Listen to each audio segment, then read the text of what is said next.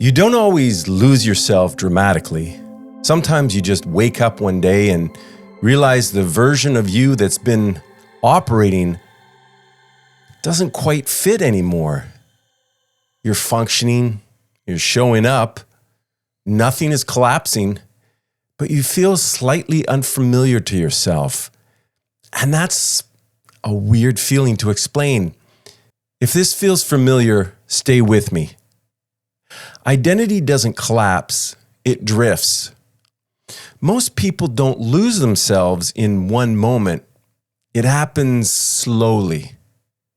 You adjust to environments, you adapt to expectations, you learn what gets approval and what gets pushback, and you build a version of yourself that works in the world.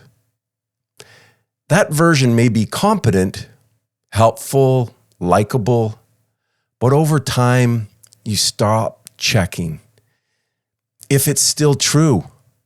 So when you say, I don't know who I am anymore, you might really mean I've been running a version of myself that no longer fits. That's not failure. That's a signal that you're growing. Outgrowing roles can feel like betrayal.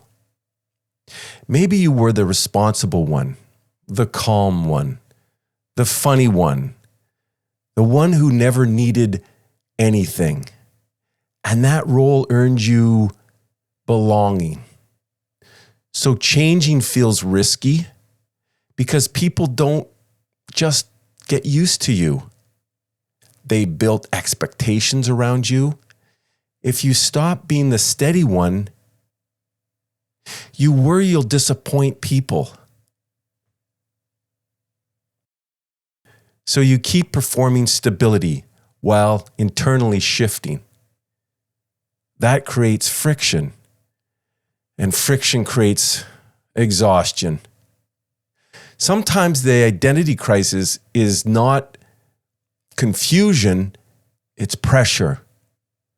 Pressure to stay who you used to be, imposed by the people that live around you, the people that you work with. They don't want somebody different. They want what they know. They want the stable you. You can evolve without announcing it. We think identity shifts need a dramatic declaration, a rebrand, a big announcement. But most identity changes are quiet. You start liking different things. You tolerate less. You question more. You want different conversations. The shift is internal first. The discomfort comes when your external life still expects the old version. So you start feeling split.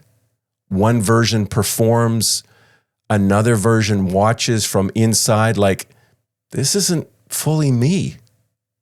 That split is what people call lost. But it's often just transition.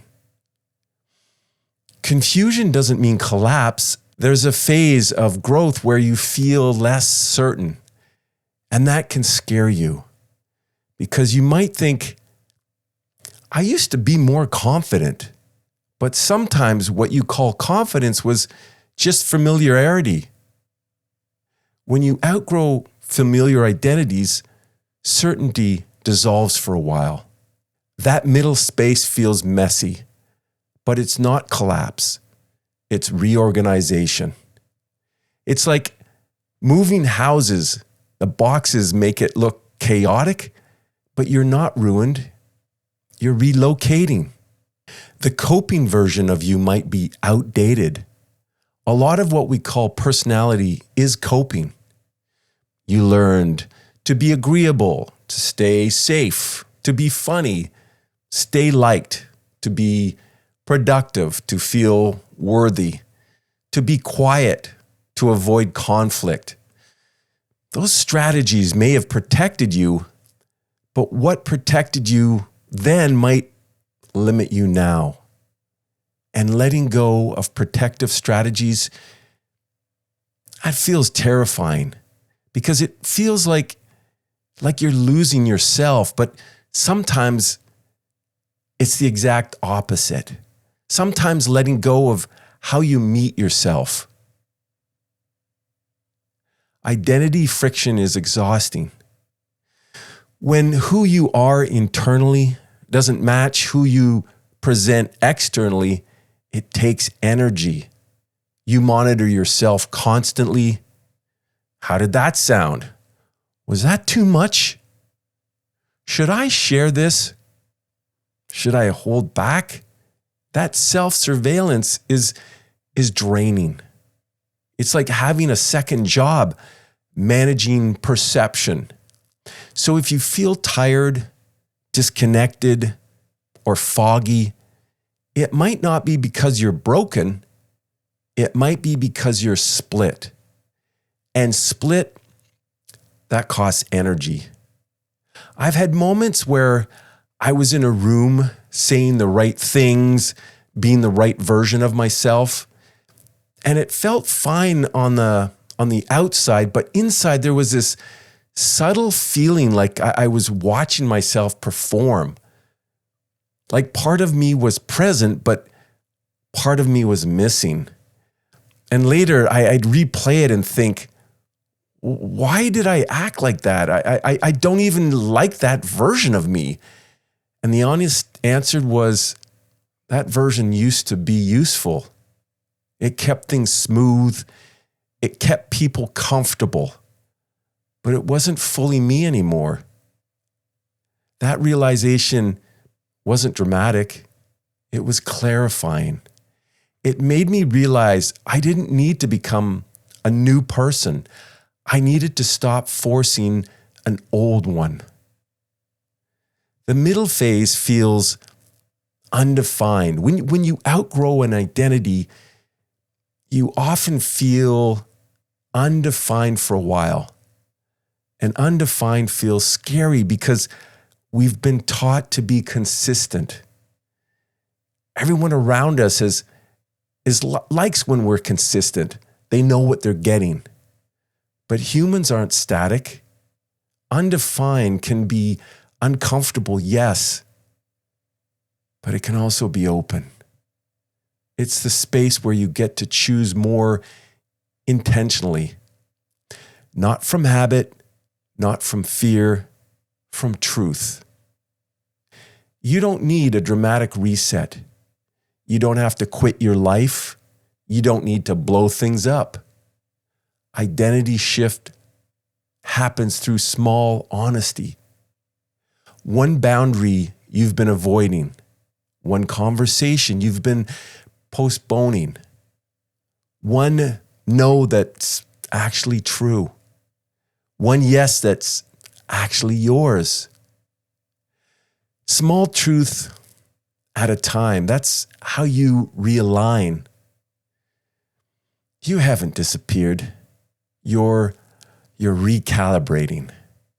If you feel unfamiliar to yourself, it doesn't mean you're empty. It means the old identity is no longer accurate and the new one is forming. That's not a problem. That's a beginning. So instead of panicking, try curiosity. What version of me am I outgrowing? What version of me is trying to emerge? You don't have to answer today. You just have to notice. Because noticing is the beginning of alignment. You don't owe the world a fixed version of yourself. You don't owe consistency at the cost of truth. If you're changing, that doesn't mean you're unstable.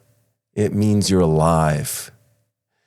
So if you've been thinking, I don't know who I am anymore, consider this. Maybe you're not lost. Maybe you're in the middle of becoming someone more honest. And that middle phase is uncomfortable, but it's also real. And real is better than performative. I'm Scott Stewart, and you're not crazy.